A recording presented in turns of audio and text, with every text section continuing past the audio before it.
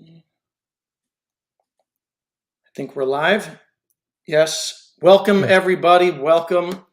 It's Danny the Bull here with the one and only Daniel Lee, Diamond Hand Dan. Dan the man, how have you been, my friend? It's been a little while since we spoke. Yeah, I'm doing really good. I think last time we spoke was it close to Thanksgiving? Was it in November, I think? Something I like think, that. yeah, maybe somewhere around there. Yeah, somewhere in November. Still in the bull run. We haven't spoken during this bear market cycle. How have you been handling that? That's like my first question is how have you been enjoying the bear market? Yeah, the bear market sucks. I mean, I feel like my OMI portfolio hasn't gone down dramatically. I mean, it's gone down for sure. I was in profit, I think it was like up to about 25, 30 grand at one point in profit. And I took some and it's down now. So definitely down overall there. But my Bitcoin has been taking a beating, of course, Ethereum, all my 401k is down.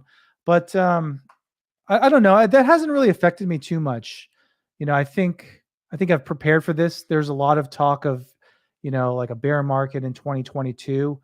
I didn't Mhm. 100% believe that. I thought maybe we would see like something different, but it ended up happening anyway. So I think I was somewhat prepared as I could be overall.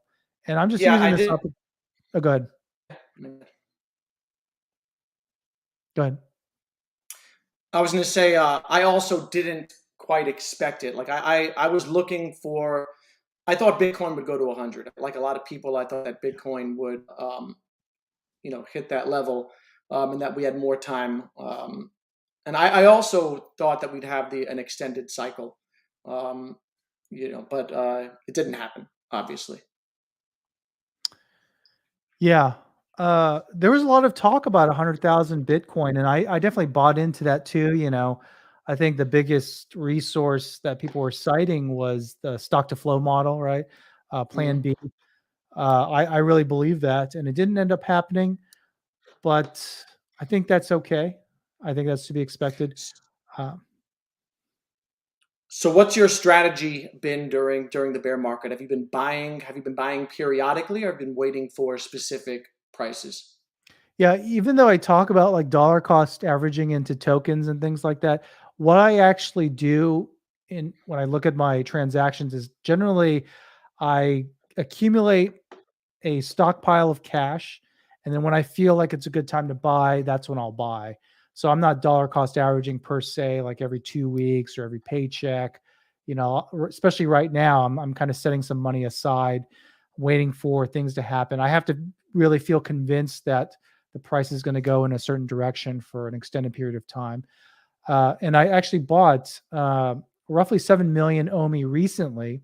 So I think that's roughly like 10K or something like that. And that's just kind of me saving money, waiting for a good moment. When I saw that we weren't going to bottom out, we weren't going to go to 0.30, 0.0009.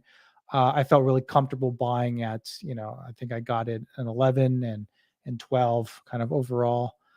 So kind of that's what I'm doing. I want to make sure that this is kind of very close to a bottom before I put in a lot of cash. So that's been my general strategy with OMI at least. So you're making that. So that was a lump sum purchase that you made. That Yeah, 7 million. yeah. And I And feel like I have a tendency to do that because I think last year I sold some two rental properties and I accumulated some cash there, and I kind of dumped it into OMI at I forgot what I actually got it at there, but I did buy a big chunk there. And so that's what I've kind of done here as well. I just had a big sum of cash and then I also just dumped it into OMI. And so I'm probably going to do the same thing here again. I want to see kind of where the token goes in response to a lot of like financial news, right? We have things like earnings, mhm. potential interest rate hike. There's always Ukraine. There's like monkeypox is a thing now. That's another thing you got to worry And they're about. stockpiling treatment right now in New York. Yeah, I'm in healthcare, but I feel like that's not as big of a deal as COVID was, or I don't know. I feel bad saying that because I know very little about it, but I don't know. Maybe I'm missing something, I but think I it's just don't think. sexually transmitted. Is that right? Yeah, I think it's very close contact. So a lot of the people who got it initially was through sexual activity, but I don't think it's necessarily directly from sexual activity. It's very close contact, i.e., people who are sexually active are probably going to get it. So Yeah. And are you buying anything other than Omi during this bear market? I feel like this is a generational opportunity. yeah. This whole cycle, Mhm. and we're going to look back, years from now and see it as a great, wealth making opportunity. Are you just buying Omi, or are you looking to diversify a bit? Yeah, my goal was to get 20 million OMI, and that's why I said last year. I'm pretty close to that. I can probably get that sometime in a month or two if I just buy it. So I haven't decided if I'm going to change my goal to something like 30 million, 40 million, maybe if we stay at these prices for longer than 6, 8 months. But I really like Ethereum. I would love to get 10 Ethereum. I don't know what we're trading at, maybe $1,300. So that's like 13K. 1350, I think. Yeah, Oh, okay. Okay. Yeah, I would love today. to Yeah. get some Ethereum. 10 Ethereum, I think would be really, really good in 5 years. Mhm. I like Phantom a little bit. I think I might gamble there. Money, I think, is something I might put in a little bit of money. But other than that, I might try to get more Bitcoin. I would love to have eventually one BTC sometime soon. But I only have a certain amount of money per year, right? Our That's the salaries. problem, right? Yeah, yeah. So Yeah, I'm actually we'll see. trying to buy Bitcoin also. I'd like to be a whole coiner. I'd like one whole Bitcoin. I've been buying Ethereum, a couple other layer ones, and I've been buying some own. Um, Abe is asking, where do you see the price of OMI in 2023? I was going to ask that question later, but let's get to it. What do you think? Yeah, I feel like now I'm not very public about this. I mean, I mentioned it on some of my videos very briefly, but I think that uh 0.006, for 2022 is a reasonable price target. That's, potentially, I don't know, 3, 4x from where we're at, maybe 5x, depending.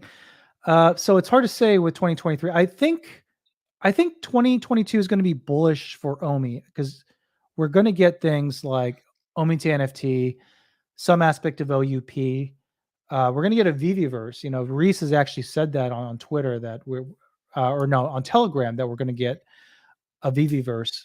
So it's going to be basic. All those things are going to be basic, or they're going to be just rolling out. So by the end of 2023, I would like to see it break 1 cent.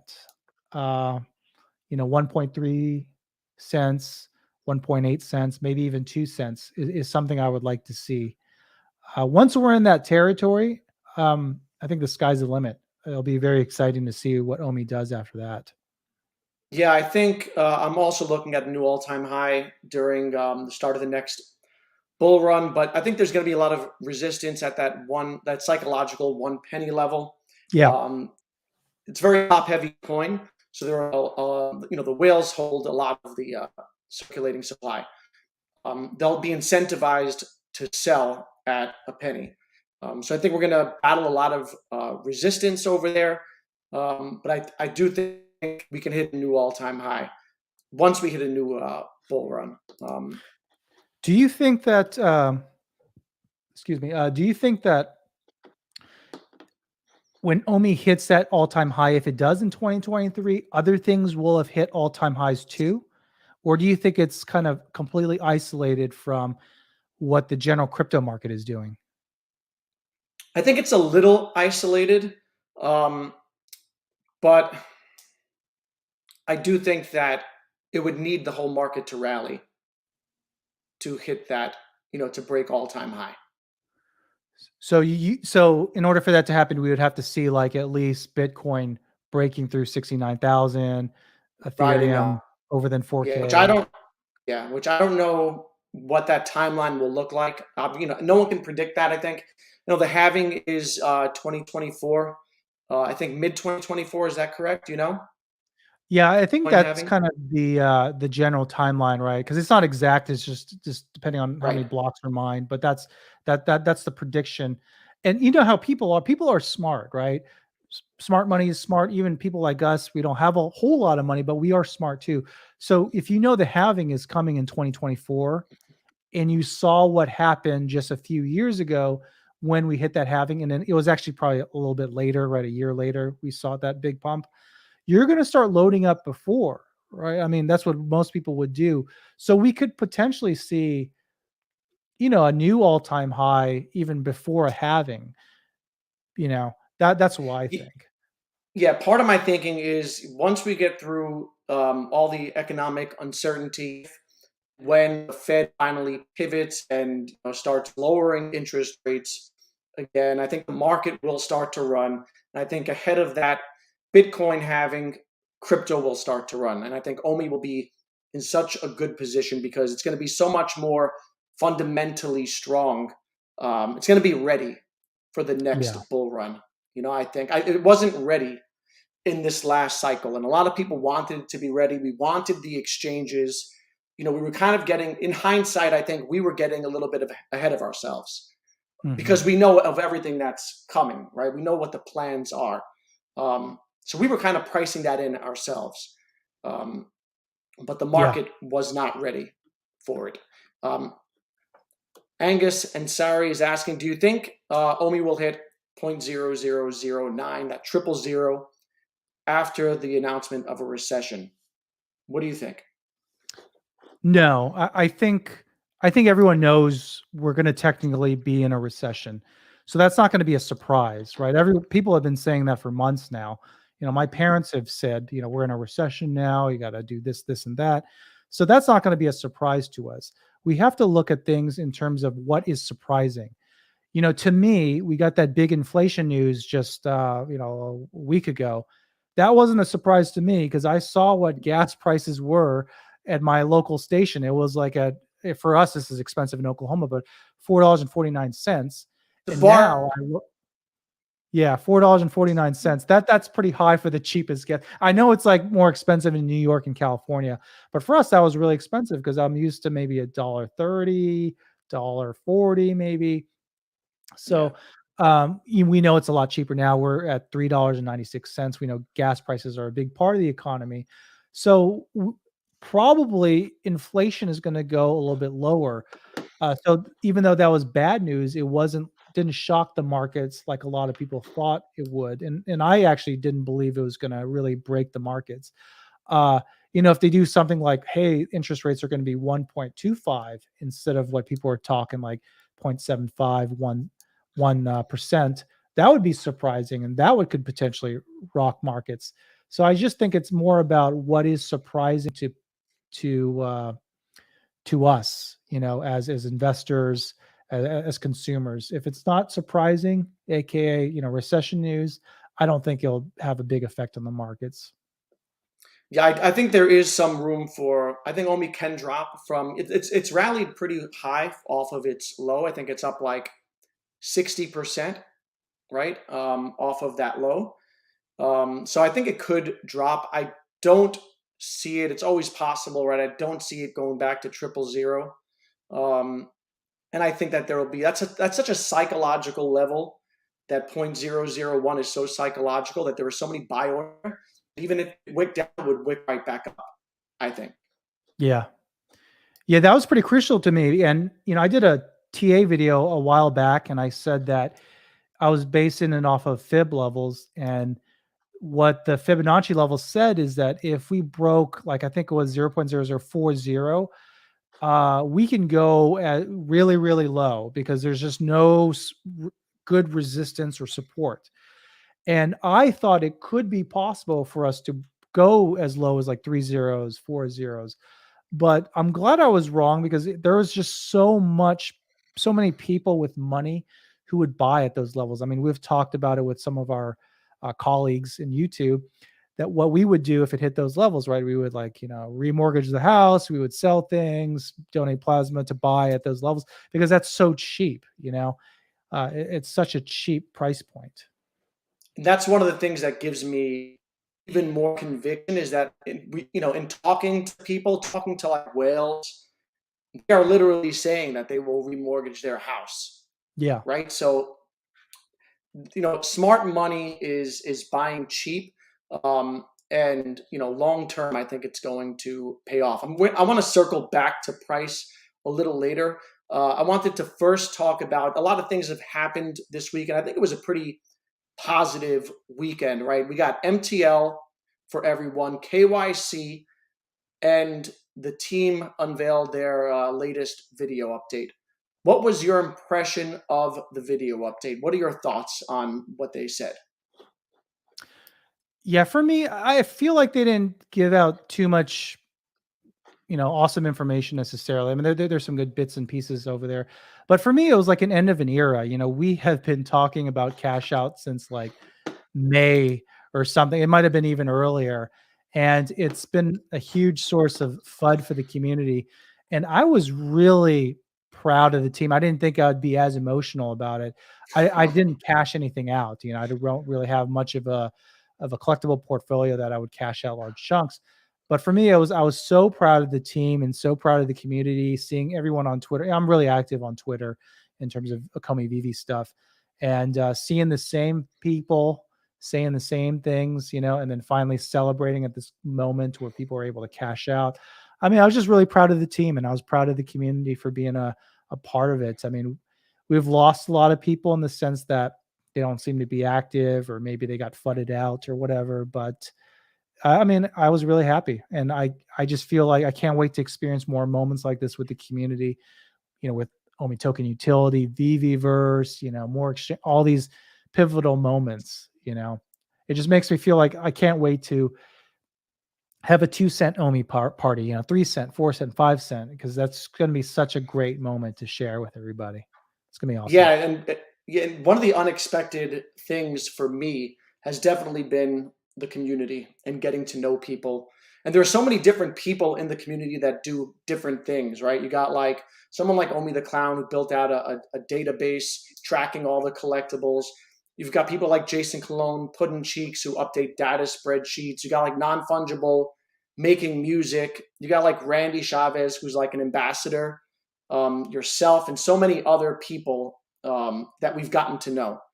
Do you think other projects are like this? Like, I wonder that. When I look up into the sky and I see like the stars and the universe, and I wonder if we're alone here. I think the same thing about this project. Are other projects, do they have, like, is there another Daniel Lee in that project, and an Omi the Clown, and another Randy Chavez? You know what I'm saying? Like, I know Doge had a strong community, but were they Yeah. updating spreadsheets, and did they have like a soundtrack like Non Fungible? Like, what do you think it's like? What do you think this community is like compared to other communities?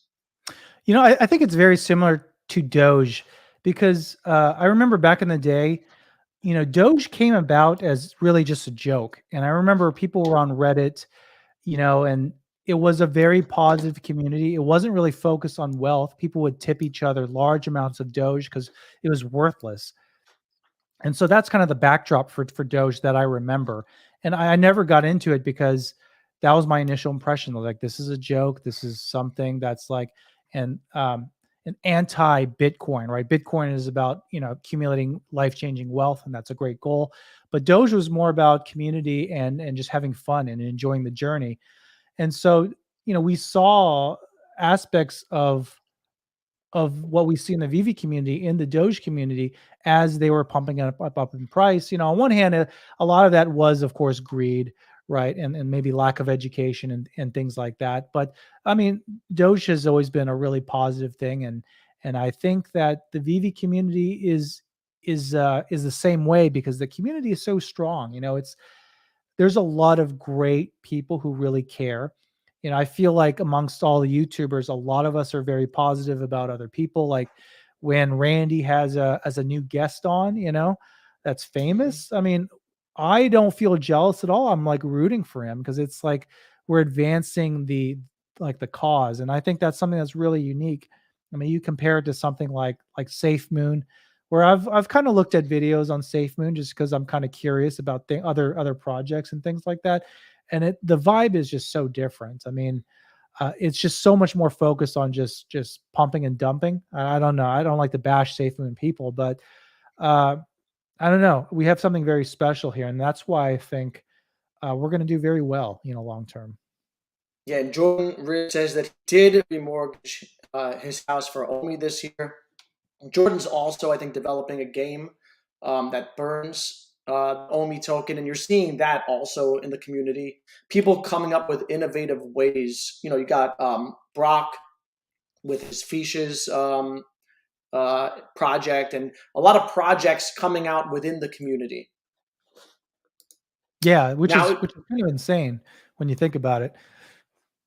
yeah, it's crazy. Now, what about the? To me, I liked the video update. I thought it was very bullish, mostly for the Easter egg in the back. The Banksy thing. I was super hyped over that. What are your thoughts on that? I don't know if maybe I'm overhyping it. Yeah, yeah, because he didn't exactly like confirm 100% that Banksy is coming, but he brought it up for a reason, so most likely Banksy is coming. That was a little bit of a surprise because I've always felt like a lot of Banksy's projects weren't necessarily to accumulate wealth, right? He has had a lot of like jokes, right? He does. Like I remember seeing a video. I'm sure this is like real, but there was a video where there was a Banksy picture for auction, and then I think Hmm. when it sold, it was Shredded. like He shredded. pressed the button. Yeah. Yeah, and somehow it's worth more. But like that's his. I don't know. He just doesn't seem like he's completely out for just accumulating wealth. So it's interesting to see something like him potentially being on Veve, whether that's like a one of one or like a print or something, like a poster or a print or something. I mean that's really big to get the art world involved, but we shouldn't be too surprised because David Yu has talked about uh, being connected to the art world. So it shouldn't be surprising for us to eventually see that in an NFT space, and art has to be represented in the metaverse and NFTs eventually. So I'm glad we're the ones doing it. I mean, I think that's incredible. Because of how Banksy approaches his art and how he's hesitant to commercialize it. That's why I don't think we'll get like a one of one art piece from him. I think it'll be like the licensed statues, is my guess. But either way, it's super bullish. I think he's got over 10 million followers. He's the most famous street artist in history, right? So it Yeah. just brings a whole another level of legitimacy to this project and another avenue for different types of collectors to get involved. Now, Yeah. I Abe wonder if it's, says, "Go oh, God. Yeah. Go ahead. go ahead, yeah, you could. Now you Um, go, Dan." uh, I kind of wonder about Banks because all of his work is so creative, so out of the box, right? I mean, we're basing what he would potentially bring to Vivi based off what we've already seen. But I wonder if it could be something related to like the metaverse, I don't know, something more interactive because a lot of his work is interactive and has layers to it. So I mean, it'd be interesting to see what comes of that. Yeah, but that got me super bullish and super hype. Abe asks, he says, "Have you guys brought any friends or family to buy Omi or collectibles? The people I tell think it's a scam. Disney will not share their IP with just anyone. Everyone that I've kind of showed it to has shot me down, right? Mostly because of the lack of cash out, and then I stopped talking to people because it's annoying. But they never listen to me anyway. How about you, Dan? Do you get the Yeah, same response from people? I generally don't try to bring people on. I'm actually really private about my investments with people I meet in real life because I don't want to like tell them something and then have them lose money. I'm really guarded in that way. Like, I talked to my father-in-law about it because he knows like this YouTube thing is a hobby for me. He knows I'm really involved in it, but I never. I mean, I'll show him stuff, and I think he's like 7 or something like that. So I think NFTs is kind of like a really above his pay grade. Like he just is starting to understand Bitcoin. So for NFTs are like too much for a lot of people right now, I think. So I haven't really gotten anyone involved or anything like that or told them they should download the app because I'm kind of guarded. But I do believe that, essentially what the Veve app is, it's basically we have almost exclusive NFTs, right? I don't know any other place, correct me if I'm wrong, that has Marvel NFTs that are legit or Disney NFTs. There's almost an exclusivity to it that you have to ask why. It's not just to put out a couple of interesting comics and make some money. There has to be more to it. I think it's a very in-depth partnership because that's the only thing that makes sense to me. Otherwise, they would just license their stuff to all sorts of people, like a lot of other people are doing, like DC.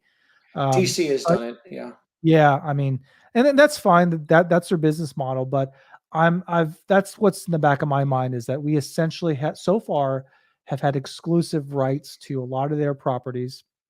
It's done really well for them, and I wonder what made them give that to us. And that's what's like really exciting for me. Yeah, and I think it's got to be it's the vision of the team, and they were so early to it. I love the fact that they led with an app. Even though they took a hit from the App Store, and from Google and Apple, it was an easy way to onboard people. And the Yeah, fact that it's on your phone and in an app, it makes it. That's the beauty of Vivi, is that it's targeting a mainstream audience, right? You don't need to be a sophisticated crypto head in order to download the app and go for a drop. And the reason why I did, try to tell people about Vivi was because they could just go for the drops. I wasn't telling them, go for the secondary market, because hitting a drop is like a lotto ticket. Hit yeah, certain drops, right? Like I hit the Vader ultra rare, and that what did that cost me? I forgot what that was, maybe $40, but that's $2,000 in a bear market. So it's a no lose situation. You know what I mean? So to me, it's a very easy sell, and now it's an even easier sell now that that MTL narrative is dead, and now it's gone forever. It's good yeah. I, riddance, I think AL that was really narrative. important because even myself, I know cash out was coming, but there was no way I was gonna give up or put so much money into this app. I'm not gonna put $5,000 into the app when I can't get it out, because you need to have access to your money. It's hard to just assume that I'm gonna maybe have a deal with a gem dealer and get half my money back if I need it in an emergency. So that's what's been a big barrier into putting a lot of money in. But now that that's gone, I mean, I'm definitely more interested in the collectibles than I was before. And have you been adding any during? This has been such a great time to buy, and I think it's so great for collectors because I was thinking about it the other day that the true success of this project is going to be built on the backs of collectors, not investors or speculators. The collectibles will hold true value long term if people want to hold them because of them, right? So what have you been doing during this bear market? Have you been taking advantage of it, or are you been preoccupied with Omi and loading up on coins? Because it's Yeah, hard to I buy mean, everything. yeah, and that's the thing. There's just too many things. I'm definitely I got into a phase where I was trying to trade collectibles. I had a Todd that I kept seeing it go down in value from like 13,000 at one point to where it's at now 1,800. So there was a period of time I was kind of trading that. I was like, I would sell and then I would try to buy something else and then try to get back into it. But what I realized from that is that I'm not a trader. That's not my forte. That's really too dangerous because the price can easily get away from you. And even when you're up in profit, because I had a Vader, I bought it at 2,000. It went up to 3,000. I tried to sell it, but people would just undercut me all the way down, and I never sold it. I had basically broke even on it, even though I was technically up for about a week. But I don't put a whole lot of money into it right now. I have a lot of spare gems, so anything I want to buy, I could potentially buy. I might try to get Vader again. I think Vader would be interesting to see in a bull run, even at these prices. Yeah. I think that will mimic Todd again, you know. So if it goes to like 10,000, 13,000, you know, that's a pretty good 6x. That's a great return, you know. And what's sick to me is that Vader's outperforming Todd right now, right? Yeah. So, which do you think would win long Uh, term? you know, I'm more of a Star Wars fan, less of a Batman fan. So for me, it's going to be Vader, hands down. You know, it's just a character I like more. I understand the lore more. I like how it looks. Todd, really, the only allure for me is that it's first on Veve. So OGs are going to look at it very fondly, but new users coming to the app, you know, I think some of them may want to buy Todd because it's the first one on the app. But I know a lot of people just want to get things they like, and that's like big franchises like Star Wars. So I think Vader will do very well long term. And that Star Wars fandom is so big, and they're so big into collecting. And I Yeah. think also importantly is that they are at the age, they're like my age in their 40s. Star Wars came out in late 70s. So they're my age, 30s to 50s. So they have discretionary income. Um, so I think that it's just like a perfect recipe for success. Yeah. I wonder though if you know, there was a Star Trek NFT that came out on Recur. I bought it because I'm a Star Wars or a Star Trek fan. But you know, the Star Trek community really revolted against the idea of NFTs. I wonder if Star Wars people are going to feel the same way. You know, do you think that they're going to be like, okay, NFTs aren't real? You know, they're going to go through that kind of that narrative that NFTs are fraudulent or bad for the environment. It's be interesting to I mean, see. it's, I think you'll always get like a subsect of people in a fandom that just rebel against it. The notion of NFTs is, I think you're going to see a lot of people push back against the idea, and they don't get it. But those that do do. Edson says, "Think Boba Fett is on the way too." David, you had the ceramic on his desk. Yeah, I saw that as well. I do think that we'll get Boba Fett. Agree. Yeah, I think that's going to be a thing now where he teases out things that he wants. People laughed when they were like, you know, Vader's not coming. You guys are just full of crap. And then Vader came out, and then I haven't heard from those people since. So I think the same is going to happen with Boba Fett. Yeah. Now there was no mention of the Omi token in the video. Do you think they've been neglecting it? What are your thoughts there? I hear that from people. What do you think? No, I really do believe that they're working on it. It's just, I mean, it's a quarter 3 priority, right? That might be, I heard some people say it might be quarter 4, but that's a priority for, you know, we have a couple months. And I think they said MCP is coming out next. Hmm. So they're probably going to focus on that. But, you know, to me, MCP is not something that's technically very complicated, right? You're not dealing with people's money. So you know, you just have a formula, you plug it in, and it should work. If it doesn't, you mess around with a few things. Even if you launch it and it's still a little bit messed up, who cares? It's just MCP points. It's not people's money. There's no high stakes with that. That should be something that should be rolled out very quickly. And I think a lot of these other priorities, as we get closer to the end of quarter 3, we'll start to see more hints about that. But you know, OMI OUP is might be a little bit more technically challenging because it does involve funds, but definitely not as complicated as like MTL and things like that. So I still think they're on track. I just think that um, that community update was to celebrate like an end of an era, and they're not going to sully it by bringing something that people are going to just fud about later. You know.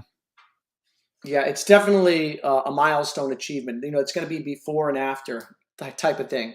You Mhm. remember being in the project before you could cash out. So I also don't think that they're neglecting Omi. I think that there's an overall plan, and they're just following the steps of their plan. What do you want them to do with the reserve wallet That's a good and question. and the Omi that was meant to be burnt? Yeah, there's a lot of speculation there, and I believe that we could have a system, and I think Hello K has talked about it. We've talked about it very briefly with each other about like our ideas, But I want a situation where you can take Omi and there is some incentive to use it on the app. Otherwise, you would just use gems. It's just easier. Whether that incentive is discounts or you get some additional utility or easier access to drops or something. Um, I would like for people to take their Omi, buy it, give it to Ikomi or Veve, and then all of that actually goes into the reserve wallet to eventually be burnt. That would be my dream scenario. I think there's a precedent for it. We know that Omi to gems was a thing.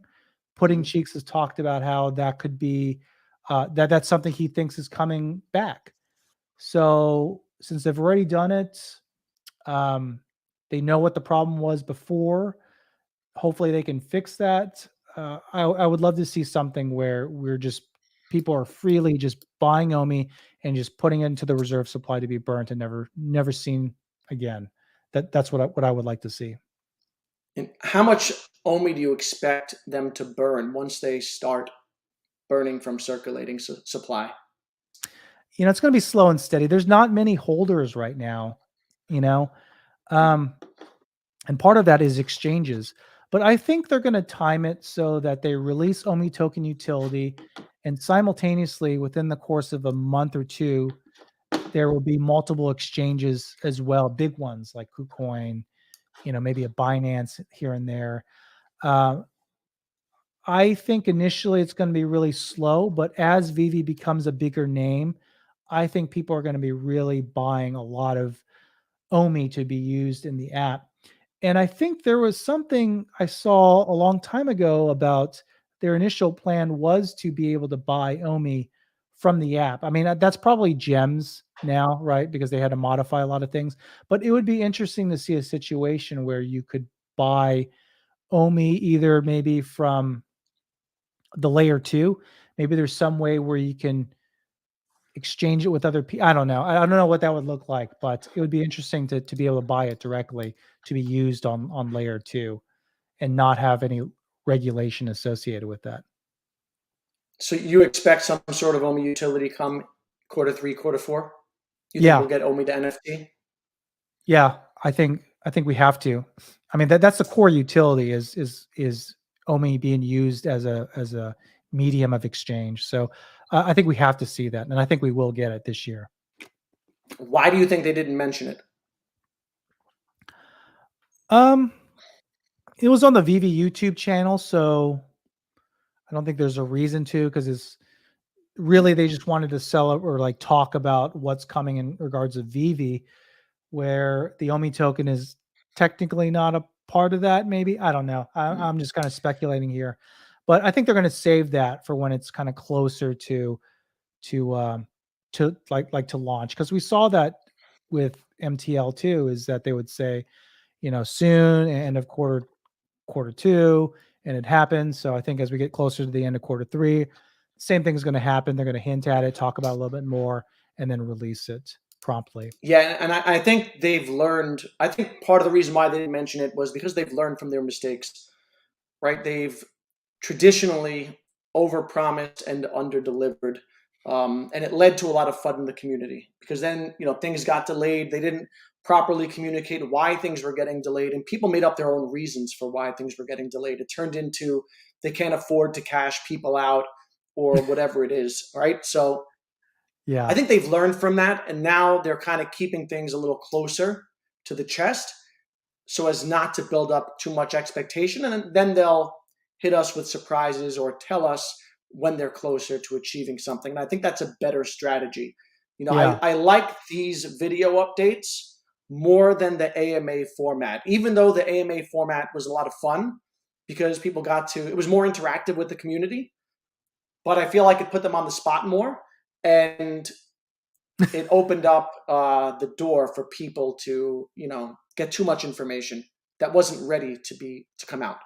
What do you Yeah, you think really about want to it? prepare your statements because even just a little bit, a slip of words, or maybe just an incorrect phrase can really set off really negative speculation. I think I'm glad that they have a more controlled format. What other company like Apple doesn't have a No. monthly update. They have their little earnings call every quarter, and that's it. And we don't know anything, but we trust them.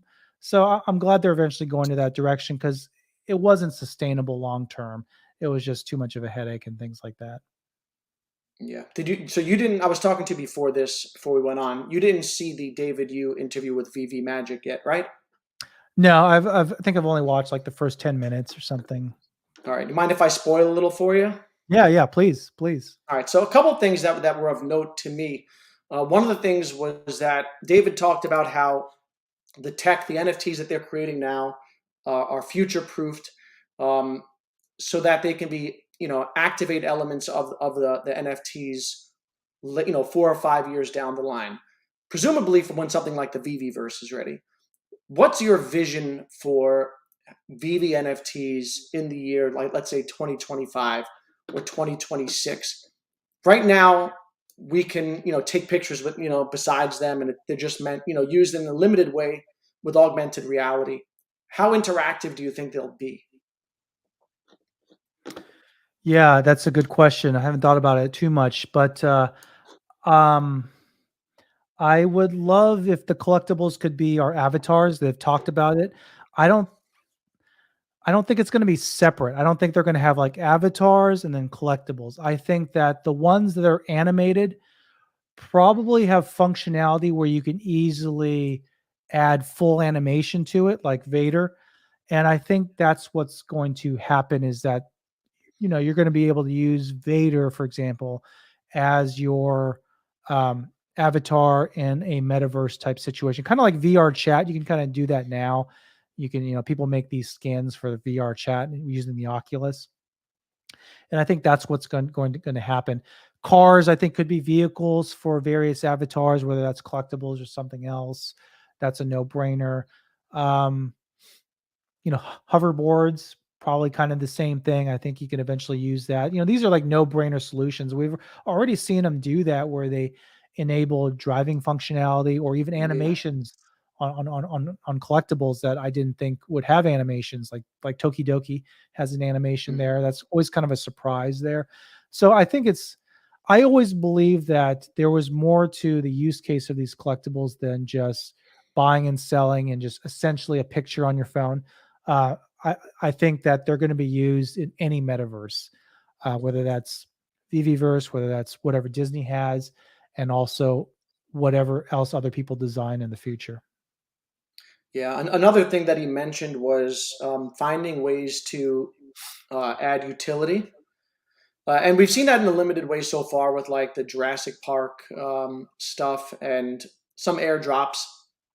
But what kind of utility would you like to see? Like ideally, I would love to see something with like, and people have said this before, of course, with like some perks at like Disney or something, or special like clubs or memberships or things like this. What do you think is a realistic utility that we could see in the next few years, if any? I think a realistic one is going to be, I think more in the gaming direction.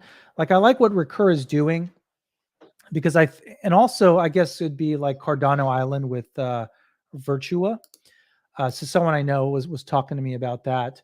But those projects have a lot of similarities to what Vivi has said they were going to do. For example, like with the Star Trek NFTs, eventually they're going to have a situation. I don't know what it's going to look like, but you use your starship, you can collect NFT crew members to staff your starship, and then you can go on these like mini adventures. That's what I think is going to happen because that's based off what they have said. But I really like what bat cows have done too, where being having a cow enables you to be part of certain events, which is interesting. Um, Also, being able to vote on the direction of a particular comic, that's really cool too. I think the sky's the limit. I think it's going to be based off what the licensors want to do. And I think some licensors are going to have really cool ideas, and others they're going to be a little bit more basic in what they want to do. You think Disney will be basic? No, I don't. You think that they'll go for it? Yeah, I mean, I feel like with Disney, I mean, I've heard a lot of people's ideas on like the Walt about like, oh, it'd be so cool if you could take your Walt and you get a free ticket to Disney. I really don't believe they're going to do that with that drop. I think people speculate a lot because they want their Walt bags to kind of blow up, and I understand that. But I think we're going to see more added utility with other drops in the future. I don't think they're going to use old drops that they've already made their money on, uh, adding utility to that in terms of like physical events. Because adding physical events, like even something like being able to get into the Disney park for free once a year, that's really expensive. You're Yeah. losing out on like that potential ticket revenue. Um, I think it's going to be more metaverse related because those are some things that are really cheap. You just flick on a switch and it's enabled. As opposed to kind of um, adding a lot of baggage to their physical infrastructure like parks. Yeah. And then speaking of metaverse, when do you think they haven't mentioned Viviverse at all, right? In the recent past, when do you think they'll release the first iteration of it? Well, actually, Don't there you was have a a bet with Randy, or you have a bet with Randy Chavez yeah, I about do. I this? have a dinner bet. I have a steak dinner bet. I think that I have to look at what the guidelines were, but generally speaking, I think it's going to be basic metaverse, and he thinks it's going to be awesome. So we'll see. And I would love to pay him a steak dinner. I would love to be wrong on that bet, but Peter Luger's or Tony Roma? Do you know what's what that? Is Peter that a Luger's is? No, Peter Luger's a New York thing. That's an expensive steakhouse. Oh, really? Yeah. Yeah. That's a New York I thing. Sorry. I would give him $500 for him and a friend All or right. significant other to potentially go out to dinner. I would drop that on a bet. I didn't want to make it a real high stakes bet because I really respect Randy and I wouldn't want money to get in a way of any sort of relationship or friendship we may have. Money can sour things really quick for a lot of people. Let me find this message here. Mhm.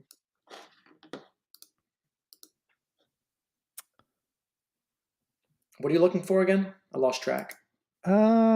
A Telegram message from Reese about the metaverse or Viviverse. Sorry, let me try to. Was that about timeline or the content of it? It was the content of it. Let's see. I can't find it.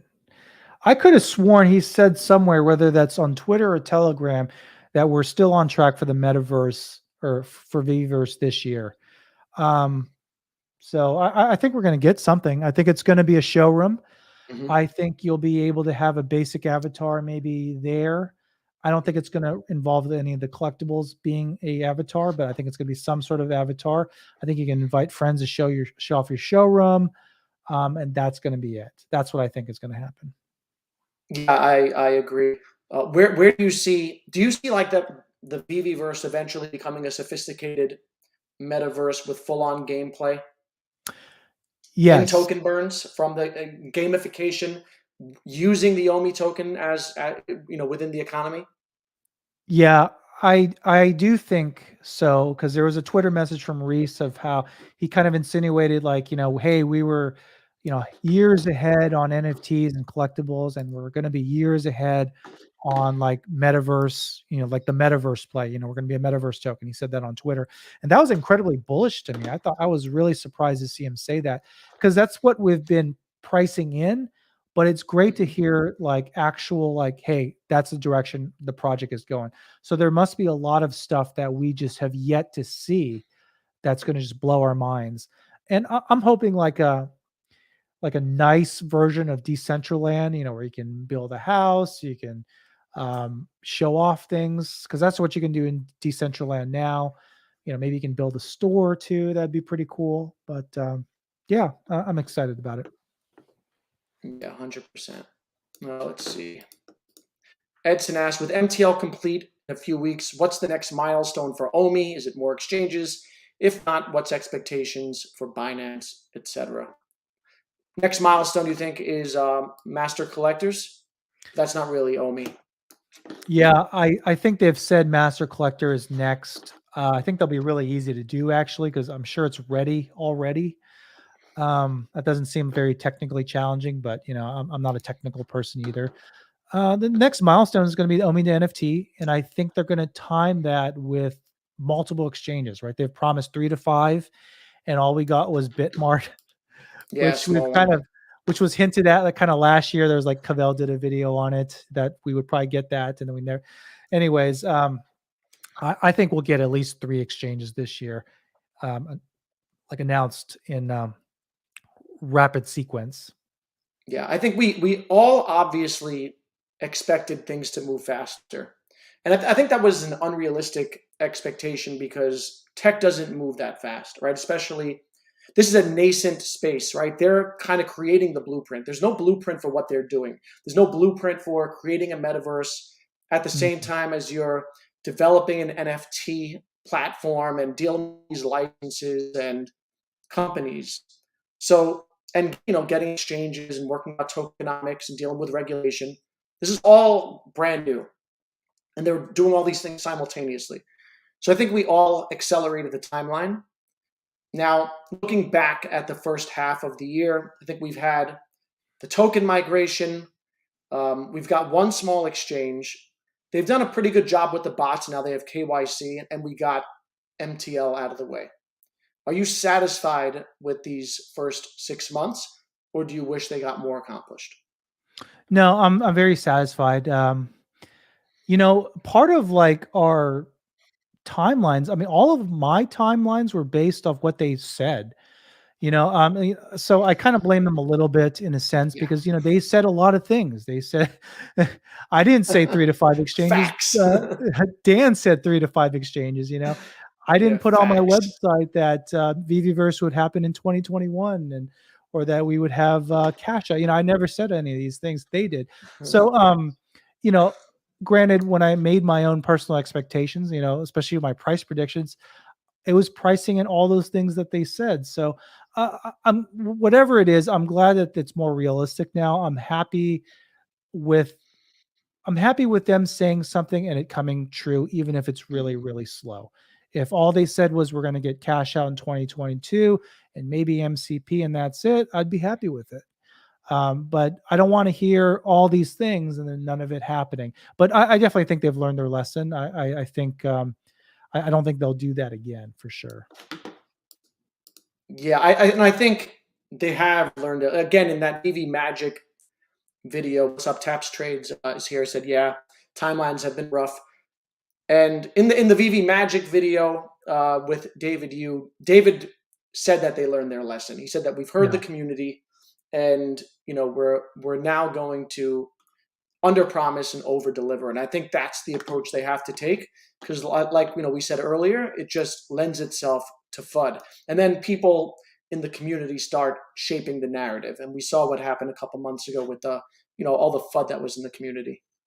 People are really good at fudding. Have you noticed that? Like, Yeah. there's actually a lot of smart people. Like a lot of the FUD is not from dumb people saying dumb things. People ignore that. It's from Sometimes smart they trick people. me. Yeah. They trick me. They're like, can they cash out? Yeah, I mean, I fell for it too. I mean, because I don't know any better than anyone else, but it's like maybe they don't have enough money. And of course, I make videos on it too. Like maybe they don't have any money, guys. But yeah, I mean, there's a lot of smart people, and I think they're just looking out for their investments, and they're concerned. Um, but I think a lot of people mean well. I really do believe that. Yeah, and I think it was definitely frustrating with people not being able to cash out. So I think that was a Yeah. valid criticism, and their communication was lacking in that regard. So that was fair. Back to the meta to the VV verse. Will you be buying land? What's your plan there? Yeah, I think spending 25, maybe up to 50% of my portfolio on land is a good idea. I mean, hopefully it gets to the point where I don't have to spend 50% of my portfolio to get a good plot of land. Hopefully it's like 5% of my portfolio or something like that. But I'll definitely buy a plot of land. Taps, I see him here. He bought some land in the Illuvium's game and metaverse thing. I bought some too. And It will be interesting to see what the value case is for land in a collector's app.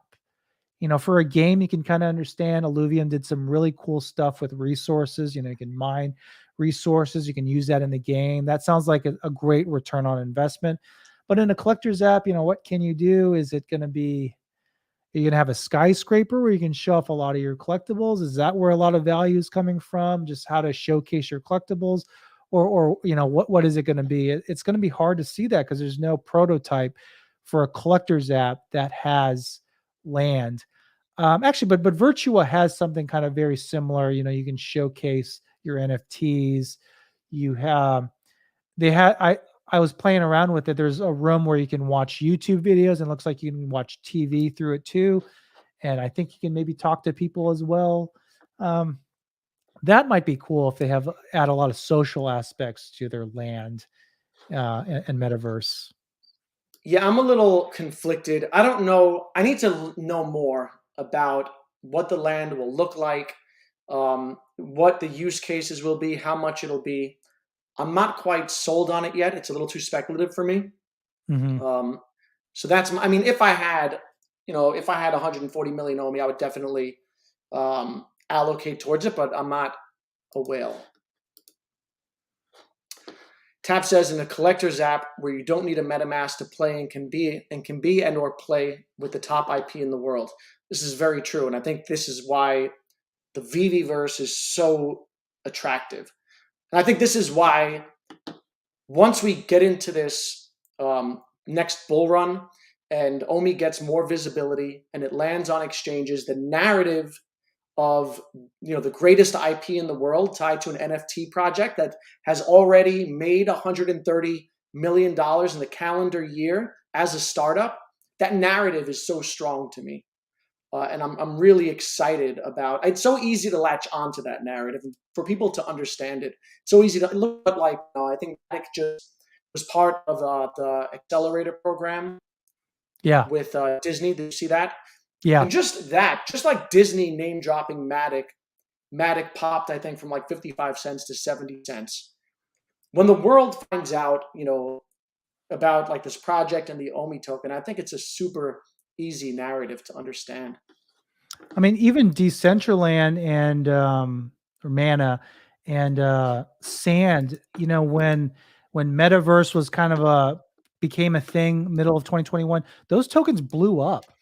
And Decentraland, unfortunately, it sucks. There's like 7 Yeah. people over there, and I'm sure some of them are like convicted felons. It's like there's nothing to do on that platform, and then so they pumped, and those or Decentraland especially, there's nothing to do, and it eventually came back down to earth. But imagine a situation where Omi pumps as well, and there's actually a use case for the token, and it's an awesome metaverse play. I mean, that narrative is going to be great. We might even see a situation where, if you had $10,000 and you bought tokens at the all-time low in 2020, you would have like $4 million now, and at all-time highs, it would be like, I mean, it would be a lot more. It'd be like $10 million. I think it's even more than that. It's a lot of money, and I think a similar situation could happen to us where we don't even have to hit highs like that. We can hit 50x, 100x. That's it, and still do really well with a lot of room to grow because it's also a deflationary asset. Yeah, and what I also love about a very subtle thing the team did was something they didn't say in the last bull run. There was an AMA where someone asked Dan if they're going to advertise the Omi token as a metaverse play. And they very easily could have. They could have advertised that to, like, the world and to exchanges and got the information out in order to pump the coin, but they chose not to. And I feel that that was reassuring to me because it shows me that, one, they're not looking to just pump the coin, as some people, suggest, fudsters, and shows me that they have a long-term plan, right? And, the VV-verse wasn't close to ready yet, and they weren't going to advertise the Omi token as a metaverse play. If it was advertised as a metaverse play, I think it would have performed maybe not as well as Mana and Sand because we didn't have the exchanges, but I think it would have done significantly better. Yeah. And that's a great thing too, is we're buying it knowing that it is a metaverse play. No one else knows that outside of this community. Yeah. Now, next bull run, how high do you think, in terms of coin rankings? Right now, I think Omi's in the top 100, just cracked the top 100 coins. Do you think it can become a top 20 coin in the next cycle? Or is that too lofty a goal? No, I think we can hit top 20 in 2 years. I think that's realistic.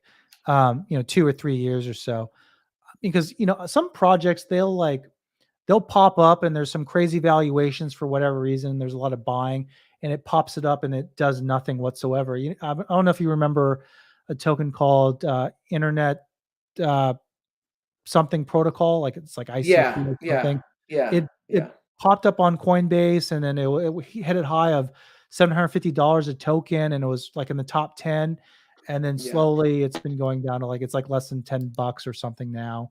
And it's like down in the bottom. So if something like that could just blow up all of a sudden with no real catalyst besides being launched on a bunch of exchanges, I mean, Omi could do the exact same thing as well. Easy. Yeah, Iron Man says top 10 coin, next bull run. Uh, Edson asks, any thoughts on NFT projects, use case, utility, future outside of Veve? What's the future competitive landscape? Do you own any OpenSea based NFTs? The only NFTs I own are Veve NFTs. How about you, Dan? Um, I don't own any OpenSea based NFTs. I guess I own Alluvium Land. That's technically an NFT, I guess. So there's that. I do like other projects, but I think a lot of projects are just complete garbage. I think what Bored Apes is doing is potentially interesting, but when you think about how to make money if you're a project, what are the best and easy ways to do it? It's going to be create a profile picture project. You can make a lot of money doing that. And then the second thing is create your own token. You can make a lot of money doing that. And the third thing is make a land sale. You don't have to do anything else except have promises and a fancy website, and you can make a lot of money. So because of that, it's very hard for me to spend 2 or 3 ETH. That's $2 or $3,000 on a Yeah. project where they could very easily just have promises and nothing else. But there's some good ones out there. I think ETH Lizards is interesting. I think Bored Apes is interesting. I think Neo Tokyo is interesting. It's just not something I feel comfortable buying. Maybe I'm too old fashioned. You don't want but a board ape?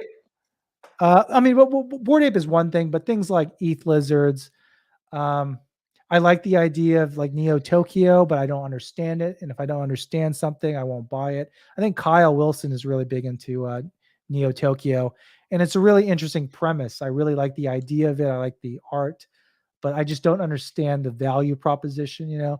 So I can't like rightfully just drop thousands of dollars on something I can't understand. And are you still some of their tokens? Are you still bullish on the project? What's the outlook there? I'm not familiar with it outside of hearing some people in the community who are Uh, bullish on it. you cut out a little bit, or are you, I you talking asked about Bored about Ape? Illuvium and whether or not you Illuvium. were still bullish on that. I think it's going to be a great game. They've done a really good job at presenting the development of the game, in pictures and things like that. They've done a really good job communicating with the community. Um, I like it. My bull case has kind of decreased a little bit, and that's because there's a lot of crypto regulation, and that's going to be a bigger thing as it evolves over the next year or two.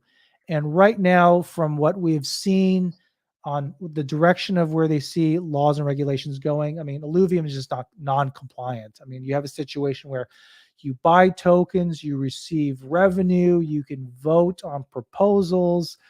That just behaves too much like it was used to raise equity or raise funds. So because of that, I'm probably going to get out of it by the next bull run because with the regulations, I don't see how that can be sustainable. Do you fear that OMI could one day be labeled a security? It could. It was used to raise money, so we always have that kind of on our record. But I think the SEC, with their limited resources, are going to pursue slam dunk cases, especially after the XRP thing, and something that establishes a precedent that they don't want. So I think going forward, as long as a lot of projects are playing by the rules, they're not doing anything that'll raise the ire of the SEC. I don't think Omi or Ikomi will be a target. All right, fair enough. Yeah, I think that it's one of the clouds hanging over the whole space. I don't think that they're going to kill the industry because it doesn't benefit anyone to kill the industry. I also think that a lot of people now, and it's going to grow more and more over the years, who are in positions of power are going to be bag holders, right? Yeah. And they're not just going to be bag holders of Bitcoin. They're going to hold Ethereum. They're going to hold things like Cardano and Solana, some of the other protocols.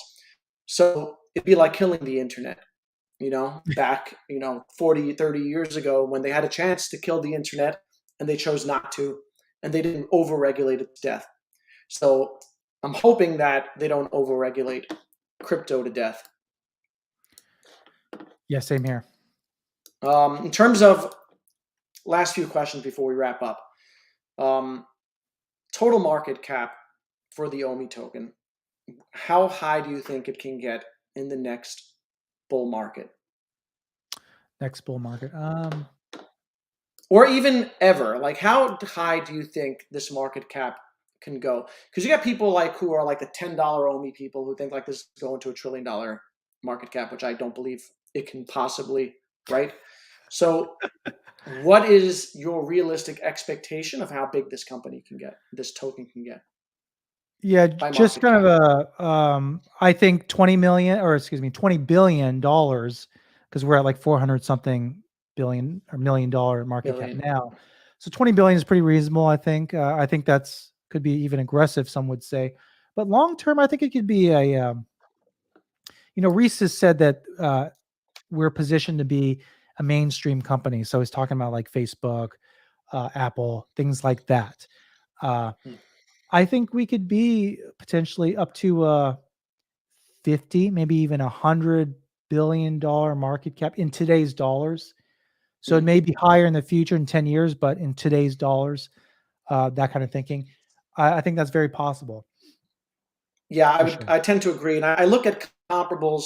There are no comparables, obviously, in crypto, right? Like, so when you're looking at something like ADA, you can look at Ethereum.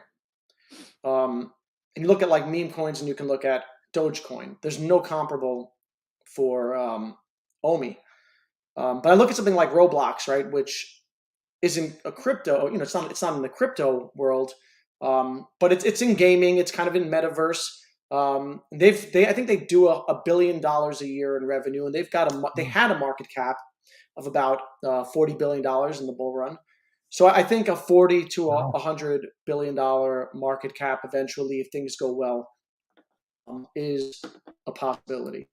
Um, Price prediction for the year 2025. That question was early in the chat. What do you think? Where are we in 2025?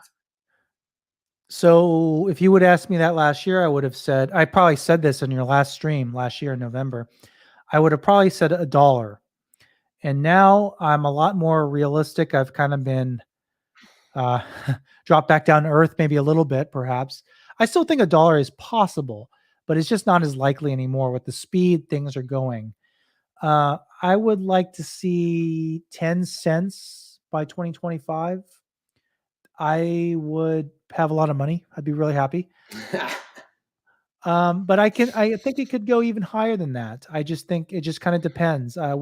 We would know a lot more if we have like the OU or OUP Yeah. um, details, things like that. But I think that should be a realistic. I like to be realistic nowadays. I think that's a realistic price prediction. 10 cents by 2025. Yeah, I think 5 to 10 cents but again, it's total guesswork at this point because until we see the rate of burn, till we see how OUP plays out, and also of course the macro conditions. But it's always fun to speculate on these things.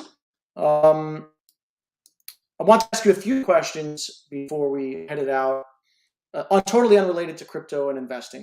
What are Sure. your top three movies of all time? Because I know Dan the investor. I want to know Daniel Lee the man. Dan the man. What are your favorite three movies of all time? Oh, that's difficult. I like Schindler's List a lot. I think that had a really powerful ending, really big payoff if you watch that whole movie. Um, I love the Back to the Future films. I mean, that's not something I would say is like Top three? the Back to the Back to the Future and Schindler's List. yeah, that's weird. Isn't that a crazy list? That's a weird, like, yeah, it's a weird dichotomy there.